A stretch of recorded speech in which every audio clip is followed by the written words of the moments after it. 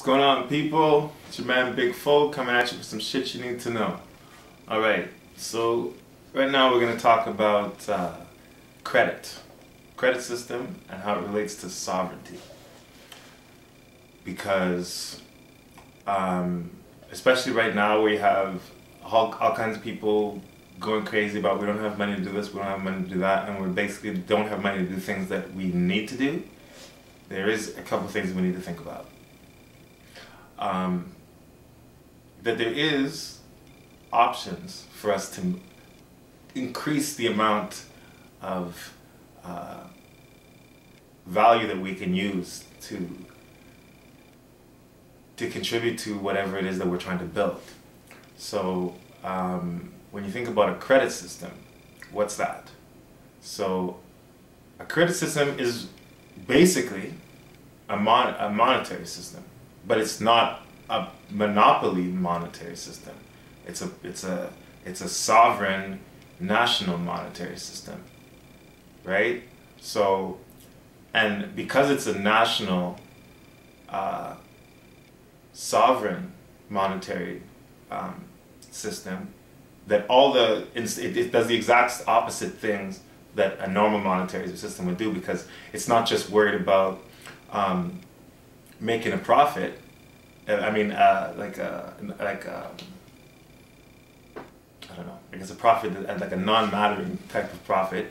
It's more concerned with the development of the society or the state or whatever whatever's under its umbrella, right? So it's always going to be a little bit more sound, even though because its objectives are always going to lead to developments that are useful, right? So when you say that you have a credit system, that means that any country can just look at itself, look at the resources that it has, look at the manpower that it has, look at the mind power that it has, and say, and make a plan of whatever they want their society to be in, to become. And based on the abilities they have and the plans and the resources, you can start planning it out. So you can, because you're making certain agreements that'll be consistent, right?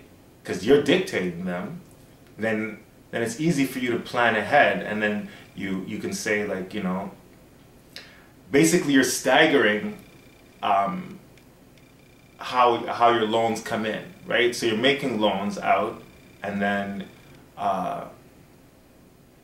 but those loans are made to be on things that are productive. So so you make estimates as to when these things that you're investing in are going to show fruit. So based on the future fruit, right? That's what you're building your society on.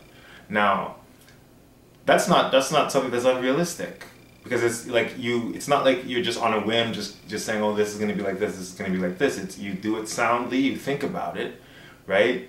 But you're making sure that all your investments are in things that are like generators of productivity, right? So you're going to spend on things, but then after all this spending that you did, years later, the whole surroundings that you have is more capable of making value. You know, so that's like the opposite. That's what's happening in a lot of those European countries, because what they're doing is they don't get to dictate things like that. So they have a monetary policy, right? So somebody else is saying that they have to borrow money from them, right? They can't just say, well, we have this many resources, we have this much stuff, we can make this promise on our own name. They have to borrow from someone else. So, but the conditions of their borrowing is always saying that they can't do the types of things that build themselves up, right? So it's like anybody thinking that you can work doing that, where everything that you're going to do financially depends on someone else that isn't really related to you, and their objectives are different than yours, because their objective is for you to pay. Your objective should be to become a better society. So how can you govern yourselves with that conflict, right? So So that's why I'm saying that it's important that people know what a credit system is.